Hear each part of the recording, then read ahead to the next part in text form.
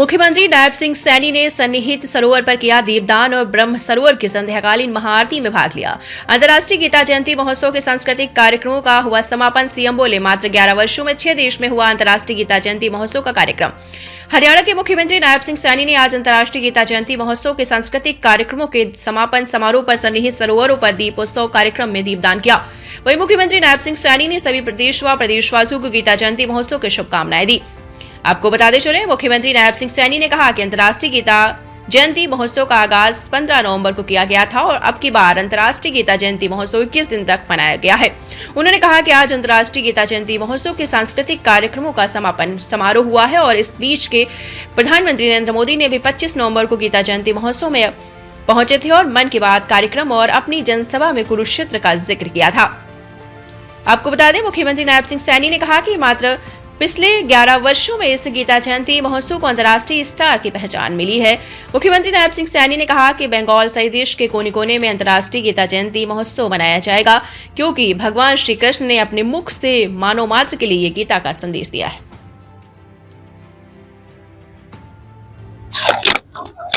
सबसे पहले तो मैं प्रदेशवासियों देशवासियों को गीता जयंती की बहुत बहुत बधाई और शुभकामनाएं देता हूं। कुरुक्षेत्र की इस पवित्र भूमि पर भगवान श्री कृष्ण ने स्वयं अपने मुखारबिंद से मानव मात्र के लिए गीता का, कर्म का पवित्र संदेश दिया और आज 15 तारीख से अंतर्राष्ट्रीय गीता जयंती महोत्सव ये प्रारंभ हुआ था। आज गीता जयंती के अवसर पर आज ये अंतिम दिन है। अभी और जो हमारे यहाँ पर स्टॉल्स लगे हुए हैं उनके लिए 21 दिन लगातार, ये 15 तारीख से लेकर के 21 दिन का पूरा ये चल रहा है। मैं इस अवसर के ऊपर, क्योंकि ये भूमि, इस भूमि के ऊपर देश के यशस्वी प्रधानमंत्री आदरणीय नरेंद्र मोदी जी, जिन्होंने उस महाभारत थीम पर जो ज्योतिसर में अनुभव केंद्र बना है उसका उद्घाटन भी किया है और वहां पर पंचजन्य का भी लोकार्पण आदरणीय प्रधानमंत्री जी ने किया है।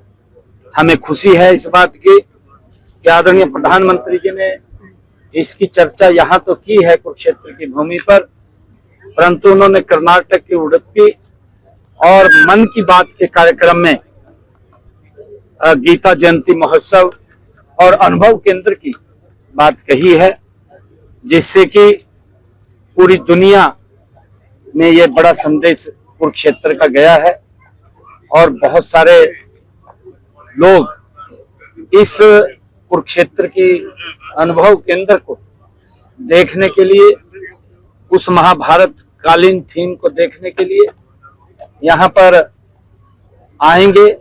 ये हमारे लिए बड़े खुशी की बात है और अब वो अनुभव केंद्र भी आम लोगों के लिए वो खुला है। आकर के परिवार सहित, बच्चों सहित और देश और प्रदेश से लोग निरंतर आ रहे हैं।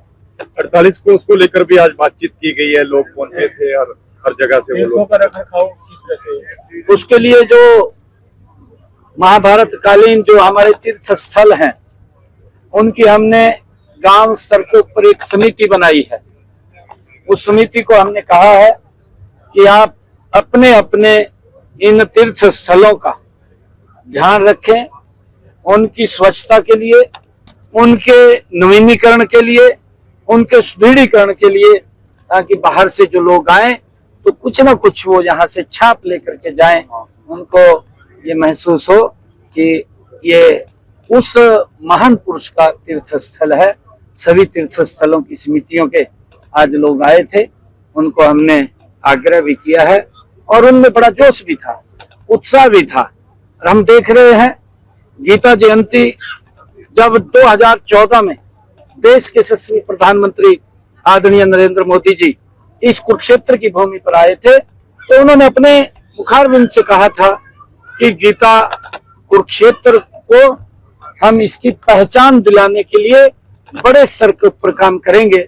और मात्र 11 वर्षों के अंदर हम देख रहे हैं देश के यशस्वी प्रधानमंत्री आदरणीय नरेंद्र मोदी जी ने इस अंतर्राष्ट्रीय गीता जयंती महोत्सव को ये अंतर्राष्ट्रीय स्तर के ऊपर एक पहचान मिली है। आज विश्व के 6 देशों में मात्र थोड़े से इस समय के अंदर 6 देशों में अंतर्राष्ट्रीय गीता जयंती महोत्सव के भव्य और दिव्य कार्यक्रम हुए हैं।